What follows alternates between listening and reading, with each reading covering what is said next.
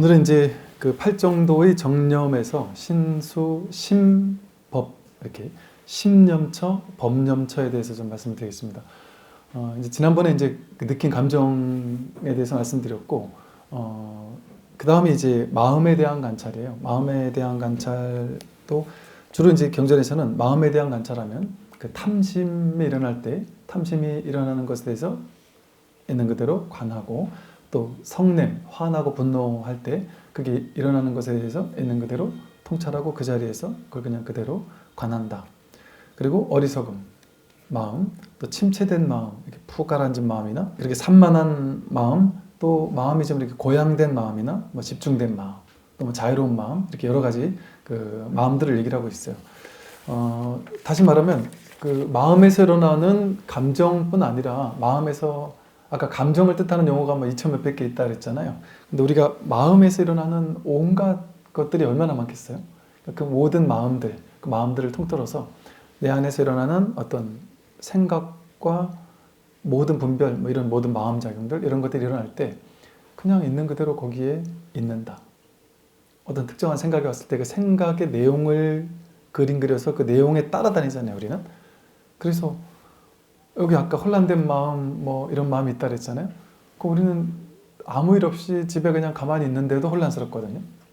근데 그 혼란스러움이 항상 있었던 것이 아니라 조금 전까지 주말 오후를 즐기면서 차 한잔 마시고 편안하게 하루를 즐기고 있다가 갑자기 문득 한 생각이 일어나서 아, 이거 해치워야 되는데 하는 생각이 일어나고, 그러다가 또 다른 일도 해야 되는데 다른 일도 해야 되는데 해가지고 막 일주일 있을 일, 뒤에 있을 일, 한 달 뒤에 있을 일, 이런저런 일들이 막 생각이 떠오르고 나면 갑자기 평화로웠던 마음이 사라지고 막 혼란한 마음이 막 일어나겠죠. 온갖 막 정리해야 되고 처리해야 될 일들이 머릿속을 막 복잡하게 만들기 시작할 겁니다. 그렇게 이제 마음이 막 이렇게 올라온단 말이에요. 그렇게 올라오는 어떤 마음들에 대해서 이게 인연 따라 이렇게 올라오는 마음이구나. 그리고 이 마음 바탕 위에서 이 마음이 도대체 어디서 올라오는 거겠어요? 어떤 마음이 올라오더라도, 마음에 어떤 작용이 올라온다 할지라도 그 인연 따라 그냥 그 마음이 올라왔다가 사라질 뿐이잖아요. 왔다 갈 뿐이잖아요. 왔다가 가면 끝이란 말이에요. 근데 이제 우리에게는 그게 끝이 아니죠. 한번 마음이 하나 일어나고 나면 그거를 10년이고 20년이고 붙잡고 있으니까, 그걸 붙잡아가지고 쥐고 있으니까 문제가 되는 거죠. 그럼 그 자기가 만든 문제잖아요. 남들이 나한테 욕을 했다고 하면 그 욕을 먹고 기분 나쁜 마음을 내가 만든단 말이에요. 그리고 기분 나쁜 마음을 내가 하루 이틀 3일 맨날 이렇게 막 어떤 사람은 10년 20년씩 쥐고 있고 그 생각을 되짚고 또 되짚고 하면서 뭐 번뇌하고 스트레스 받고 그걸 막 실체화해서 막 여기다 더 큰 그림을 그려요. 진짜 내가 이렇게 능력이 없나? 진짜 내가 이렇게 못났나? 온갖 막 성을 쌓는단 말이에요. 자기에 대한 마음으로. 그러고는 그것을 자기라고 여긴단 말이죠. 이렇게 우리는 마음으로, 분별심으로 자기를 만들어 놓고, 자기라는 어떤 거짓된 허상을 만들어 놓고 그게 진짜 자기라고 여기면서 그 속에 속고 산단 말이죠.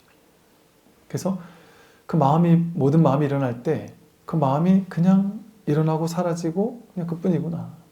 그래서 일어나고 사라지는 그 자리에 그냥 통찰하고 있단 말이에요. 그러면은 사실은 그 왔다 가는 마음은 인연 따라 오고 가는 마음일 뿐이고, 진짜는 그 어떤 마음이 일어나더라도 그걸 통찰하는, 알아차리는, 그게 거기에 본질이란 말이야. 왔다 가는 마음이 본질이 아니라 그냥 그걸 아는, 왔을 때 왔다는 걸 아는 것과 갔을 때 갔다는 걸 아는 이 마음이 다르지 않단 말이에요. 근데 우리 모양을 따라가면, 마음의 내용물을 따라가면 내 인생에 막 온갖 일들이 실제 벌어지는 것 같단 말이에요. 근데 그 마음을 따라가지 않으면 그냥 눈앞이에요. 그러면 그 생각이 일어나기 이전에 본 마음을 보지 못한단 말이에요. 생각이 그걸 오염되기 이전에 텅 빈 마음 바탕을 보지 못한단 말이죠. 그럼 자기 생각에 쏘가서 평생을 그렇게 휘둘리면서 사는 것밖에 없는 것이죠. 그 다음에 이제 마지막 네 번째 법에 대한 관찰인데, 아까 지난 시간 말씀드린 것처럼 법에 대한 관찰은 법이라는 것은 불교에서 법 할 때는 존재와 진리라는 두 가지 의미로 쓰인다 그랬어요. 보통 삼법인 하면 세 가지 진리의 도장 뭐 이런 뜻이거든요. 법인 이거거든요. 그런데 예를 들어 제법 무아, 제법 무아 이런단 말이에요. 그러면 제법은 무하다 이것은 모든 진리가 무하다 이 소리는 얘기가 아니라 모든 존재가 무하다.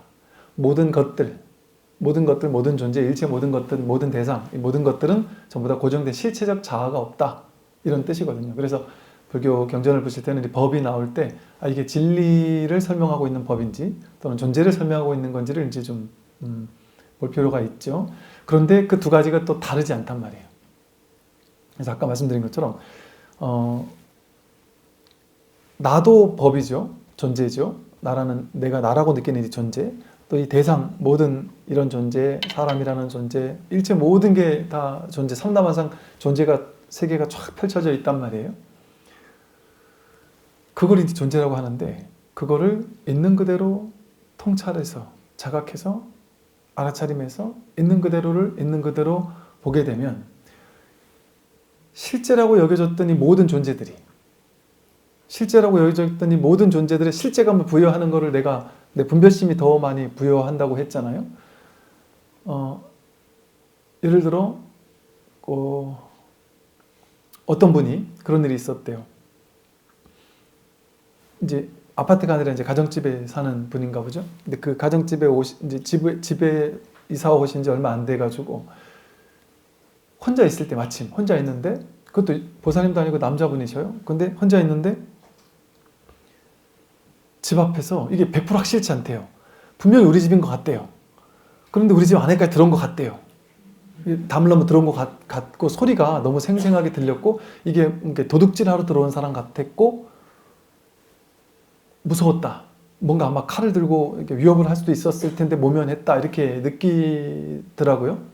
그래서 그럼 실제로 일어난 건 뭐냐고 이제 여쭤보니까 아마도 그 사람이 칼을 들고 우리 집 앞에까지 들어온 것 같고 집에 들어오려고 했다가 이제 집에까지 못 들어오고 그렇게 했는데 그때 어떤 마음이었냐 그랬더니 그때 너무 충격을 받아가지고 그때 너무 트라우마가 막 크게 남아가지고 와 도둑이 이렇게 어느 날 불시에 들어와가지고 나를 죽일 수도 있고 살릴 수도 있고 모르는 거구나라는 막 이 피해망상에 사로잡혀가지고 그때부터는 조금만 막 소음이 들리고 해도 막 겁이 나고 무서워서 바깥을 계속 쳐다보고 이게 뭐죠 그 잠금 장치를 막 2중 3중으로 막 더 갖다 달아놓고 담장 위에다가 막 별의별 걸 해놓고 심지어는 막 CCTV들을 뭐 다를까 뭐를 할까 막 생각도 하고 그거 가지고도 안심이 안 되더라는 거죠.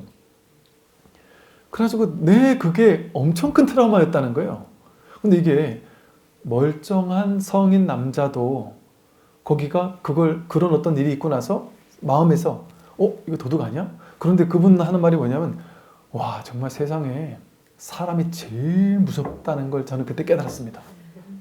사람이 제일 무섭다는 거예요.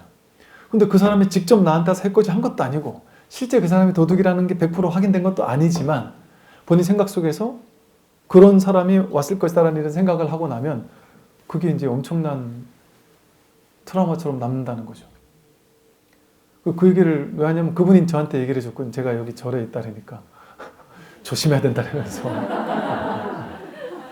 그런데 그분이 보니까 이게 밤에 혼자서 못 잔대요. 무서워서.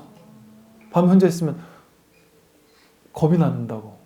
조금만 소리가 들려도 막 겁이 난대요. 그러면 그게 실제는 아니었잖아요. 근데 그 생각 때문에 내가 그 망상에 사로잡혀가지고 그게 실제인 것처럼 세상이 연기됐잖아요. 그럼 그 사람은 그 영향을 계속 받겠죠. 죽을 때까지.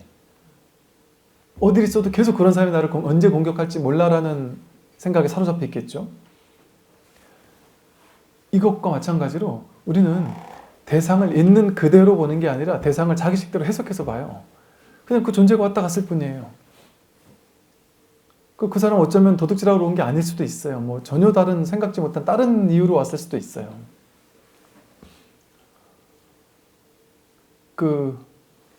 제가 처음 서초동 대성사 있을 때 새벽 3시에 이제 도량석을 이렇게 도는데 2시 반에 이제 혼자 나와가지고 돌면 한 30분 돌다 보면 이제 스님들이 다 깨고 준비가 한단 말이에요. 처음에 2시 반에 이제 먼저 나와서 도는데 이제 돌 때는 이제 저 멀리서부터 이렇게 천천히 올라오면서 이렇게 도량을 삥 돌거든요. 그래서 이제 목탁을 들고 저 밑으로 한 50m 밑으로 내려가서 저 앞에부터 이제 천천히 걸어 올라오려고 저 앞에 가는데 평소에는 전혀 없던 그 우면산 그 중턱에 산 중턱에 절이 있거든요. 평소엔 그런 게 없는데 빛이 이렇게 저쪽에서 이렇게 빛이 있더라고요. 그리고 이제 그러거나 말거나 이렇게 목탁을 이제 치면서 이제 걷기 시작했는데 그 빛 있는 곳에서 사람 발자국이 계속 따라오는 거예요. 점점점 가까워지는데 나는 이게 목탁을 치고 있는데 뒤를 쳐다보고 도망가기도 좀 애매하고 이게 어떻게 해야 되지 하는데 점점 가까워오는 거예요. 근데 평소에 없던 빛이 있었거든요. 이게 뭐지? 좀 있다가 막 뭐 어쩌고 저쩌고 막 뭐라고 하더니 다시 이제 또 이게 막 그 사람은 그쪽에 서 있고 딴 사람이 또 이렇게 막 오고 막 이랬어요. 그래서 하도 이렇게 이상해가지고 뒤를 이렇게 이제 돌아봤죠. 근데 저 멀리 귀신이 하나 있고 그 앞에서 이제 사람이 와가지고 이거 언제쯤 끝나냐고 촬영을 하고 있던 거예요. 촬영을 했는데 그 차마 이 귀신을 보내려니까 스님 놀랄까봐 저기 대기 있고 이렇게 어떤 사람이 달려와가지고 이거 혹시나 이거 뭐 지금 끝내줄 수 없는지 아니면 언제쯤 끝나는지 이게 날이 밝으면 본인들은 이 귀신 이걸 못 찍잖아요.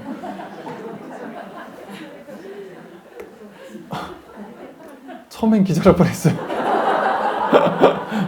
더구나 그 자리가 어디였냐면요. 거기가 어디였냐면 이게 우리 마음속에서 거기가 절에서 이만큼 날아가면 거기 저기 봉송하는 영가 위패나 이런 거 태우는 그리고 뭐 옷이나 이런 거 갖다 좀 거기다 막 다 태우고 그러면 지나가는 생각에 어떤 스님은 안 그래요? 이러면서 항상 이 도량색을 돌다 보면 항상 고기 지나갈 때만 약간 식겁하는 걸 느낀다는 얘기를 한 게 기억이 난단 말이죠. 근데 하필이면 거기서 그래 되니까 막 깜짝 놀란단 말이죠. 근데 이런 식의 이제 어떤 경험들, 하나의 경험이 있을 때 그게 그냥 평범하게 지나가는 사람도 있지만 그런 어떤 특정한 하나의 경험이나 이런 것들이 자기에게 트라우마처럼 실제인 것처럼 남아버리면 이게 평생 자기에게 영향을 미치는 일들이 얼마나 많습니까? 그냥 있는 그대로의 존재일 뿐인데 그게 무서운 거예요. 여러분들은 이제 보살님들 같으면 별로 못 느끼실 텐데 거사님들은 대부분 느낄걸요? 거사님들은 뭐를 느끼냐면 남자들은 밤에 이게 으슥한 길을 나는 그냥 내 길을 가는 건데 우리 집에 가는 건데 그 주변에 보살님들이 누군가가 이렇게 걸어가고 있으면 내가 왠지 죄 짓는 것 같고 내가 저분을 안심시켜줘야 될 것 같고 저분이 나 때문에 얼마나 무서울까 싶고 그런 마음이 있거든요, 남자들은. 제 동생이 이렇게 등치도 좋고 오락부락하게 생겼어요. 막 정말 아주 오락부락하게 생겼는데 밤 돼서 이렇게 걸어갈 때만 되면 자기가 아무 잘못도 없는데 항상 죄 짓는 것 같대요. 내가 걸어가면 앞에서 가던 보살님들 아줌마들이 항상 빠르게 간대요. 그러면 어쩔 수 없이 얘는 습관이 됐대. 이제는 습관이 돼서 으슥한데 이렇게 지나가거나 아니면 엘리베이터 같은데 이렇게 그 사람들이 이렇게 있는데 내가 후다닥 뛰어가지고 들어가면 그 표정이 갑자기 확 굳어버리는데요. 그래가지고 목소리를 최대한 막 이렇게 나같지 않은 막 이쁘고 착한 목소리를 내면서 뭐 죄송합니다 하면서 이렇게 들어가거나 아니면은 이렇게 으슥한 데 갈 때는 항상 핸드폰을 이렇게 전화하는 척 하면서 딸하고 통화하는 척 하면서 딸 오늘 뭐 했어요? 이러면서 막 이러고 가면 이제 사람들이 좀 안심을 하고 간다는 거죠. 보살님들도 그러지 않나요? 밤에 어색한 데서 누가 이렇게 지나가면 전혀 그럴 필요가 없어도 괜히 그게 걱정된단 말이죠. 그런 것처럼 우리는 대상은 있는 그대로예요. 그냥 대상은 있는 그대로예요. 그냥. 근데 그걸 생각하면 그 생각 속에 사로잡히면 우리는 그 대상에 있는 그대로가 아니죠. 그 생각이 나한테 엄청난 실질적인 어떤 영향을 미치는 것처럼 느껴져요. 그런 것처럼 우리는 세상에 대해서 존재 그대로 보지 않고 존재에 대해서 자기식대로 해석해서 바라보는 게 너무 익숙한 거죠. 근데 이제 법념처라는 것은 존재, 모든 것들, 모든 대상, 그 모든 것들을 바라볼 때 자기 생각으로 해석하고 걸러서 바라보는 것이 아니라 있는 그대로를 있는 그대로 마주하는 걸 얘기를 하죠. 그러면 그것이 실질적인 어떤 힘을 지니거나 어떤 실체감이 실제로 있는 것이 아니라 그건 그냥 인연 따라 생겨나고 사라지는 것일 뿐이죠. 인연 따라 오가는 것일 뿐이란 말이죠. 그래서 그것을 있는 그대로 통찰하게 됐을 때 무상하게 오고 가는 것이구나. 이거는 어떤 내가 의미부여한 그런 존재가 아닐 수 있겠구나. 우리 그런 거 있잖아요. 아무리 살면서 누군가를 막 대단하게 생각하고 어마어마한 사람이라고 생각하고 막 나는 감히 저 사람은 너무 무서운 사람이어서 넘볼 수도 없고, 자기 아버지가 막 엄청 큰 사람일 수도 있고, 예를 들면 또 어떤 직장에서 뭐 잘 나가던 사람이 막 무시무시하던 사람들이 있을 수 있어요. 예를 들어 군인들이 옛날에, 요즘엔 잘 없는데 옛날에 보면 진짜 무서운 지휘관들 있었거든요. 밑에 사람들 심지어 진짜 조인트 까는 장군이 중령 조인트 까는 거 옛날에는 제가 본 적이 있었으니까 그 완전히 막 사시나무 떨듯이 무서워하는 사람이 있었어요. 지휘관을. 그러니까 그렇게 무서워하는 사람이 있단 말이죠. 그렇게 실질적으로 저 사람 앞에서는 내가 기가 죽어서 아무 말도 못하겠다 이럴 정도로 아주 압도하는 어떤 이런 아우라를 풍기는 사람들이 있어요. 근데 이런 말을 해요. 와, 저렇게 어마어마하고 존재 자체가 사람을 압도하면서 막 무시무시하다한 그런 사람이 전역하고 동네에서 동네 아저씨를 만났다는 거예요. 동네 아저씨로 만났는데 왜 이렇게 사람이 볼품없고 메가리가 없고 힘이 없고 저런 사람이었나 싶은 이런 느낌을 받았다는 얘기를 하고, 또 어떤 사람이 돌아가시고 나서 우리는 이제 염해주로 가거나 이럴 때 기도하러 가거나 이런 게 경험이 많다 보니까 사람들 그러거든요. 엄청 큰 사람인 줄 알았는데 그렇게 죽어서 거기 이렇게 쓰러져서 누워있는 모습을 보면 인생이 너무 허망하다는 거예요. 천년만년 죽을 것 같지 않고 정말 당장이라 일어나가지고 불효령을 내릴 것 같은 사람이 저렇게 그냥 무너지는구나. 근데 그러기만 하겠어요? 아무리 젊었을 때 막 힘 있고 세고 강하던 사람들도 자기가 뭔가 한 가지에 무너지고 좌절 절망해가지고 확 쓰러져 버리면요, 정말 모든 사람이 본래 센 사람이 없어요. 본래 아우라가 있는 사람이라는 건 없어요, 세상에는. 그 아우라 있는 사람들이 저한테 와서 이렇게 상담한 사람들이 좀 많거든요. 겉으로 봤을 때는 엄청나게 아우라 있고 막 사람들이 무서워하고 두려워하고 막 앞에서는 막 대단한 사람인 거예요. 근데 이제 우리한테 와서는 그냥 본인 힘든 거 얘기 다 하면서 얘기하잖아요. 그러면 처음에는 되게 낯설었어요. 왜냐하면 와, 겉으로 봤을 때 저렇게 대단한 사람이 저렇게 별것 아닌 쪼잔한 일 가지고 저렇게 마음 졸이고 있단 말이야? 와, 저 사람도 그냥 사람이구나. 그 처음엔 되게 낯설었어요. 그러면 저 사람 왜 겉으로는 저렇게 잘난 척, 저렇게 대단한 척 했지? 왜 사람들 앞에서는 저렇게 약한 척을 못하고 살고 있지? 다 그러더라고요, 사람들이. 높은 사람일수록, 위에 있는 사람일수록 밑에 사람들한테 그렇지 않은 것처럼 척을 하고 살아야 되더라고요. 그러니까 겉에 봤을 때 너무 대단해 보이는 사람들이 실상은 우리랑 똑같은 사람이라는 거죠. 너무나도 다를 게 없는 똑같은 사람이라는 거죠. 그러니까 이와 같이 세상의 모든 것들을 자기 마음속에서는 규정을 짓는 거예요. 이런 사람일 거야, 저런 사람일 거야. 재해석하는 거예요. 그래가지고 내가 해석한 세상을 만나요, 우리는. 내가 내 머릿속에서 해석된 세상 모든 것들, 법, 존재를 만난단 말이죠. 그렇게 그림 그려놓고선 내가 해석한 그림을 그린 세상을 그림 그려놓고는 그 세상 속에 내가 들어가 사는 거예요. 마치 어젯밤 꿈을 누가 창조했을까요? 그 꿈속에 있었던 사람들, 꿈속에 있었던 건물들, 꿈속에 있었던 지구, 꿈속에 있었던 모든 아파트, 사람들 전부 다 누가 만들었을까요? 내가 만들었잖아요. 내가 창조했잖아요. 우리가 꿈꾼다고 내가 실제 그 꿈이라는 세상이 실제 있는 게 아니잖아요. 내가 만들었잖아요. 근데 꿈에 들어갔을 때는 내가 만들 줄 모르잖아요. 실제 있는 세계인 것 같잖아요. 근데 꿈을 딱 깨보면 100%잖아요. 이거 내가 만든 허상이구나. 진짜 세계가 아니었구나가 명백하잖아요. 지금 현실 세계가 그렇다는 거죠. 현실 세계가 명백하게 실제가 아니에요. 내가 재해석해서 만들어 놓은 허상의 세계예요. 헛된 허망한 망상의 세계예요, 이 세상은. 그 자기가 분별한 세계를 보지 않으면 여기에서 저 소나무 한 그루에서 소나무를 보는 게 아니에요. 뜰 앞에 있는 잣나무에서 뜰 앞에 있는 잣나무를 보는 게 아니에요. 법을 확인하는 거죠. 날아가는 새가 아니라 법이 확인되는 거거든요. 이 삼라만상 전체가 하나의 불이법으로 하나의 통으로 법이 확인되는 거지, 근데 분별된 이런 해석된 덧칠된 세상이 보이는 게 아니에요. 그래서 있는 그대로를 있는 그대로 마주할 때, 그때 소문자 디 담마가 이런 존재를 보는 것이 아니라 대문자 디 담마, 그것은 실제가 아니구나, 왔다 가는 허망한 것일 뿐이구나, 왔다 가는 건 진짜가 아니구나, 실제가 아니구나, 인연생 인연멸, 인연 따라 생기고 사라진 이 소리랑 똑같은 거예요. 20년 전에 나를 그렇게 상처 줬던 그 말이 이거랑 똑같은 말이란 말이죠.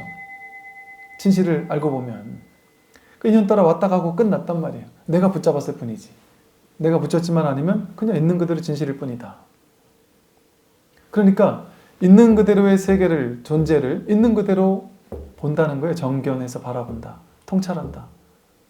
그러면 세상을 이제 비로소 처음으로 내려놓게 돼요.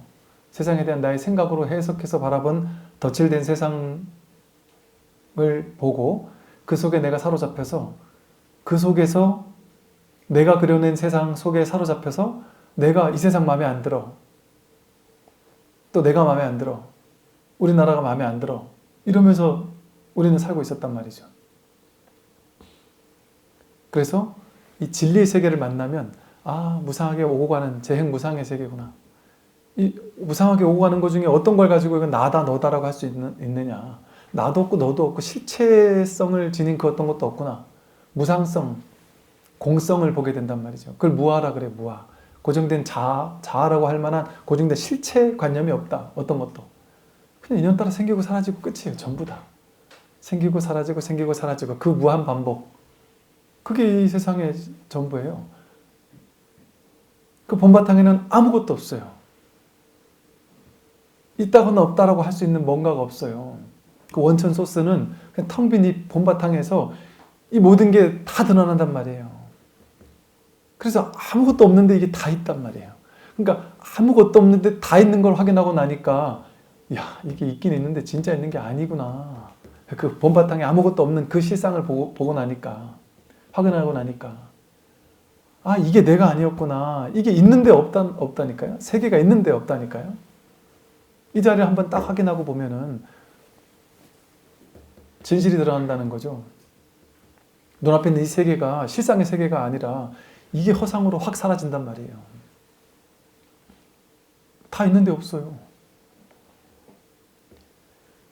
그렇기 때문에 자기 스스로 본단 말이에요. 이 있는 모든 세상이 실제 있는 게 아니었구나 하는 그 공성을 한번 자각한다는 거죠. 확인한다는 것이죠. 내가 누군지를, 나와 세계가 무엇인지를 한번 자각한단 말이에요. 그러고 나니까 이 세상 모든 것이 이제는 다 있는데 심각함이 없는 거예요. 실제감이 없는 거예요. 중요도가 이렇게 툭 떨어진단 말이죠. 그러니까 어떤 일이 일어나더라도 그냥 상관이 없어요. 심각해지지 않는단 말이에요. 욕을 먹어도 심각해질 것도 없고, 일이 잘 풀리든 못 풀리든 심각해질 일이 없고, 내가 늙든 병들든 죽든 상관하지 않는단 말이에요. 죽어도 상관할 바가 아닌 거예요.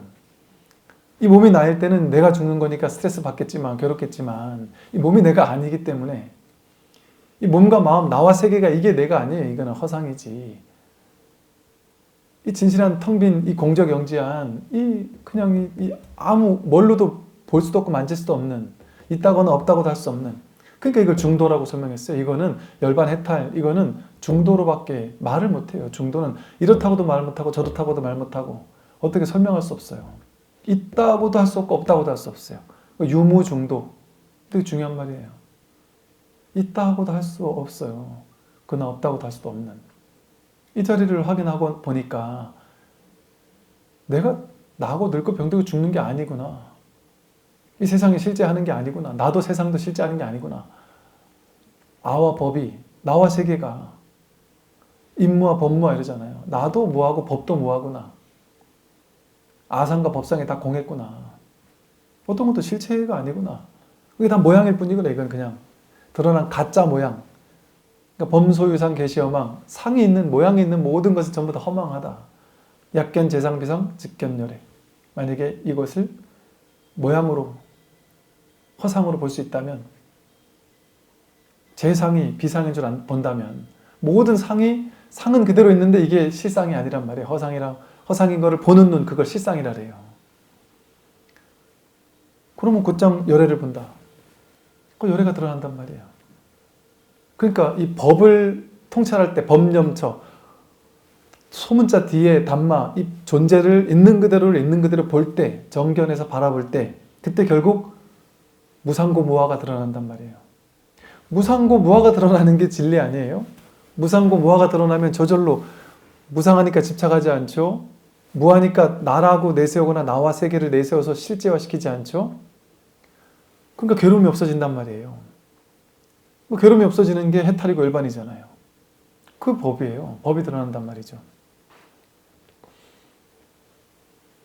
그럼 이것을 있다고도 할 수 없고 없다고도 할 수 있는 것을 그냥 열반 해탈이다 이렇게 얘기했으면 소승불교고 초기불교고, 이걸 있다고도 할 수 없고 없다고도 할 수 있지만 있다고 하는 측면을 좀 더 강조해서 사람들이 좀 꼬시기 위한 방법으로 강조해서 자기 본래 면목이다. 그게 진짜 자기 본래 면목이다. 너의 진짜는 몸이나 마음이 아니다. 이게 진짜 아니냐 하고 여기를 한번 그냥 감을 잡게 해준단 말이에요. 눈뜨게 해준단 말이죠. 그래서 이걸 확인한다 했을 때 사람들이 이제 그래요. 머리로 확인한 건지 실제 내가 확인한 건지 모르겠다. 그게 이게 어찌 보면 그 공성을 체험한다? 그러니까 그 순간에 그냥 머리로 알았다. 이렇게만 되는 게 아닌 거예요. 그래서 그걸 체험이라는 표현을 쓰는 거예요. 어떤 체험이 어떻게 돼야 된다 이렇게 중요한 건 아니지만 주로는 그렇단 말이에요. 그런 게 머리로 이해했다 이러고 끝나는 게 아니라 와 이게 진짜였구나. 이게 체감이라고 하는 거예요. 그래서 이게 있는데 없구나. 이 세상이 있는데 없다라는 그걸 한번 내가 직접적으로 자기 경험으로 확인하는 거예요. 자기 경험. 그걸 미세하게 확인했든 뭔가 강렬하게 쑥 내려가는 걸 확인했든. 그러니까 스스로에게 분명하거든요. 그게 잠깐 오고 간 체험이라 할지라도. 그러고 나니까 이제 이 세상에 드러난 그 체험의 여운은 떠나가더라도 늘 드러나 있는 이 암, 공적이 영지한 이 알아차림. 알아차림, 이거 내가 알아차리는 게 아니니까 알아차림이라는 말도 애매해요. 저절로 알아차려지고 있죠. 저절로 알아차려지고 있어요. 그래서 이렇게 그 법에 대한 관찰을 하게 되면 법이 드러난단 말이에요. 법이 드러난다. 그래서 법이 드러나기 위해서 이 법을 관찰하는데도 이제 우리가 여러 가지로 이렇게 설명하고 있어요. 그러니까 이런 걸 보면 부처님이 참 디테일하게 하나하나 아주 정말 설명을 하고 계셔요. 첫 번째는 이제 오계와 칠각지 같은 것에 대해서 이제 있는 그대로 통찰하라 그래요. 오계가 뭐냐 하면요. 내가 이제 법을 법으로서 있는 그대로 통찰해 본단 말이에요.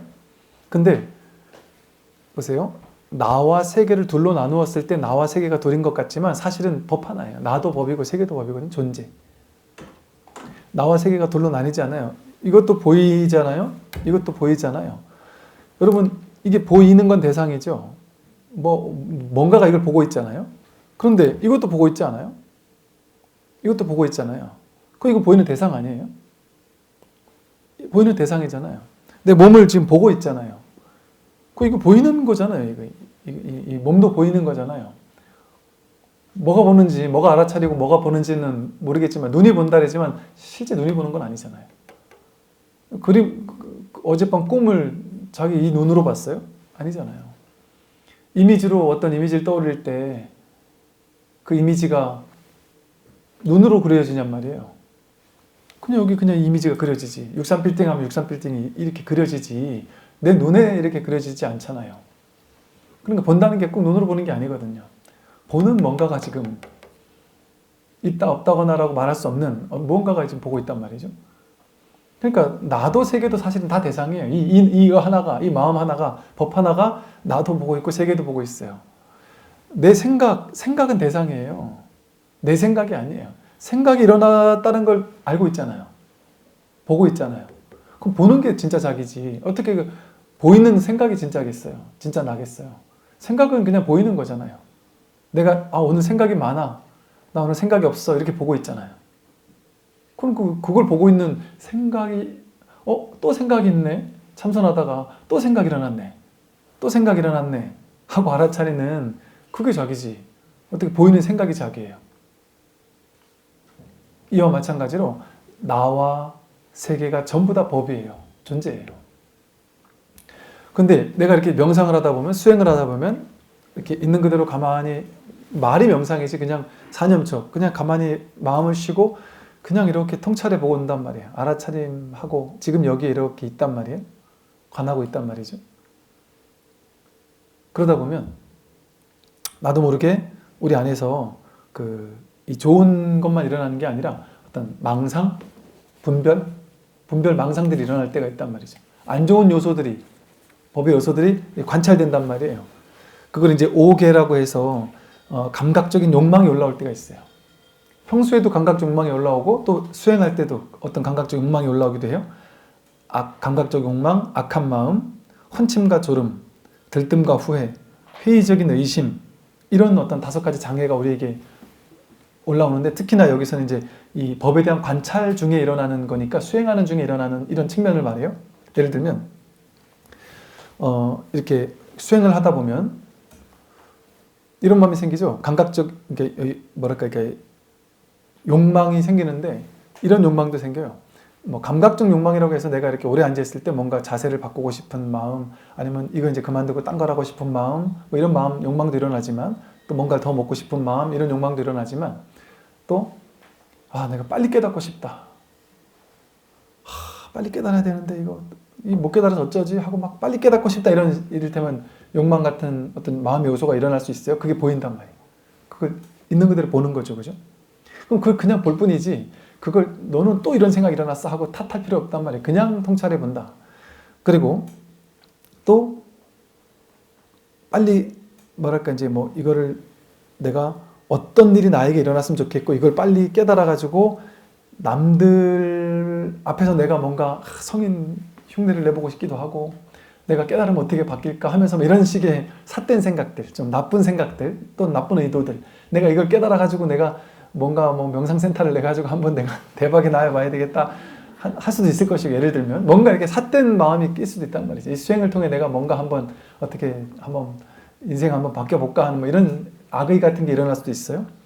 그리고 또 수행을 하다 보면 혼침과 졸음, 자꾸 이게 집중이 안 되고 자꾸 이렇게 졸리고 희미해지고 이럴 수 있단 말이죠. 그런가 하면 우리 들뜸과 후회, 야 내가 이러다가 딱 깨닫는 순간이 오면 와 얼마나 좋을까. 막 갑자기 마음이 붕 떠 있다가 또 과거를 떠올리면서 옛날에 내가 잘못한 거에 갑자기 생각나면서 막 후회하고 죄의식 느껴지고 하면서 막 후회를 하게 된다든가, 이런 마음이 또 올라올 수도 있고요. 또 이제 회의적인 의심, 이래가지고 내가 깨달을 수 있을까? 내가 지금 잘하고 있는 거 맞아? 내가 지금 잘 가고 있는 거 맞아? 이게 회의적인 의심이에요. 오게 자기 마음을 뒤덮고 있는 거예요. 자기 공부를 자꾸 돌아보는 거, 자꾸 되짚어서 내가 이거 잘 가는 게 맞나? 이렇게 하면 안 되는 거 아니야? 저렇게 하면 안 되는 거 아니야? 계속 하루에도 몇 번씩 일어난단 말이죠. 그러니까 자기 공부를 돌아보지 말라 그래요. 그냥 공부할 뿐이지. 그래서 이런 어떤 마음이 일어날 때, 그런 마음이 그냥 일어나는데 내 마음이라고 느끼지 말고 그냥 법으로 보란 말이에요. 일어나는 어떤 요소로서, 내가 관찰되는 어떤 법의 요소로서, 그 올라오는 그 생각, 올라오는 오계라고 한 5가지 어떤 의심이든 들뜸이든 후회든 이런 것들이 올라올 때 그냥 그걸 있는 그대로 통찰하고 알아차리고, 그거를 하지 말아야지 하진 말고, 좋은 거는 칠각진 더 일어나야지 하지도 말고, 나쁜 거니까 내 인생 수행할 때 일어나면 안 돼라는 생각도 하지 않는 거예요. 근데 대부분 수행하다가 질문하면 다 그러거든요. 수행하는데 자꾸 잡생각이 일어나는데 어떡하죠?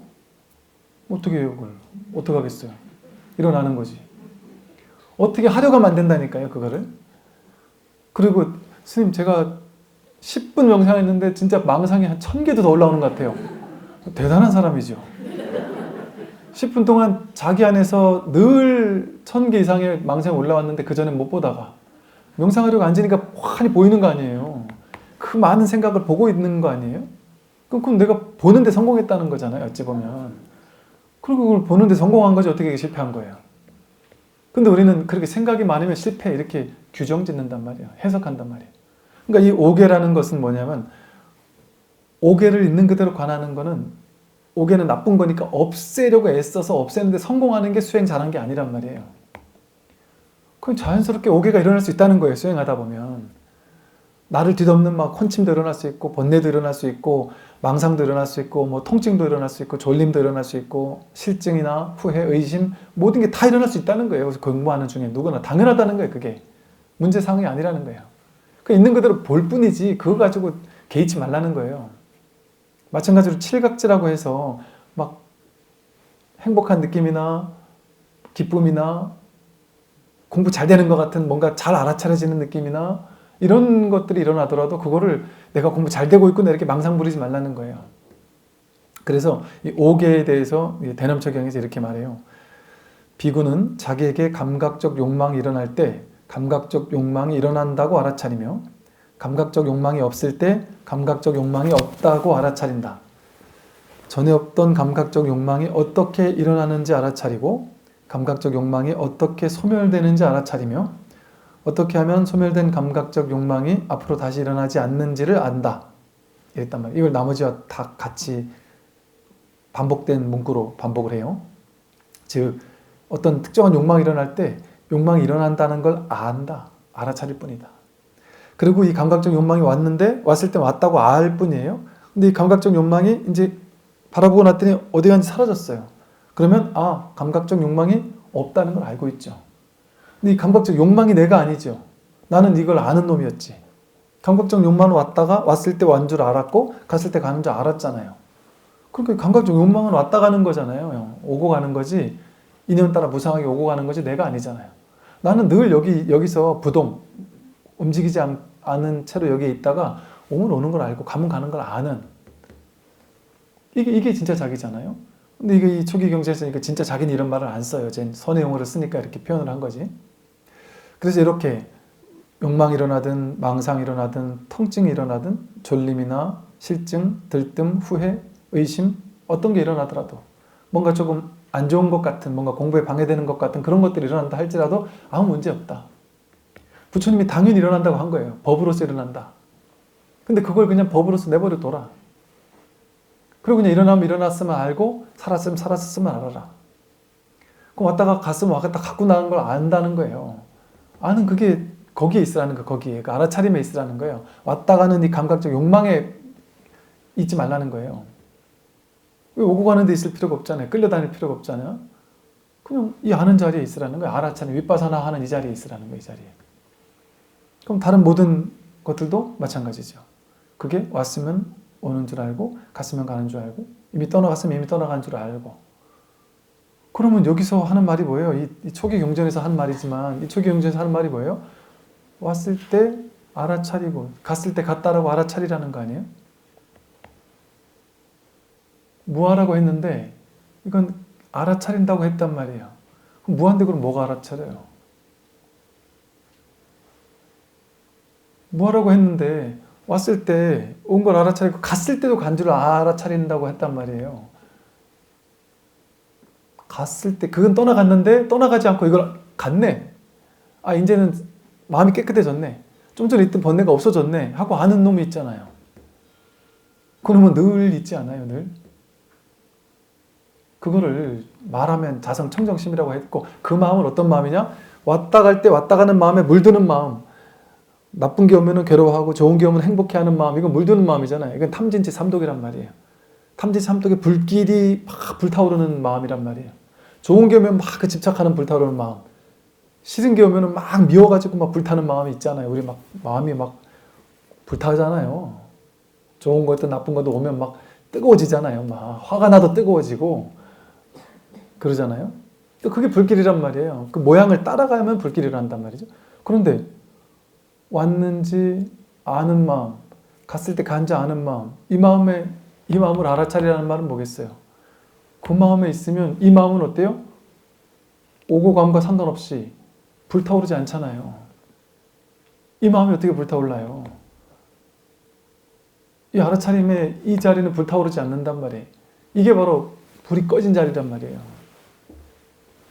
탐진치 삼독의 불길이 꺼졌고 자기 스스로를 자기를 묶음에서 풀려난 마음이란 말이죠. 그러니까 그래서 모든 스님들이 하는 말이, 경전에서 하는 말이, 불교의 핵심, 수행의 핵심은 지관이다. 분별을 멈추고 그냥 보는 거다. 그리고 분별을 멈추고 그냥 보는 이거를 선에서는 견성이라고 한 거예요. 견이고 성이거든요. 보는 이놈이 바로 성품이란 말이에요. 보는, 알아차리고 있는 이게 자기 성품이란 말이에요. 이건 오염되지 않는단 말이죠. 오늘 여기까지 말씀드리겠습니다. 수고하십시오. 네, 오전부터 오랫동안 수고 많으셨습니다. 네, 수고하십시오.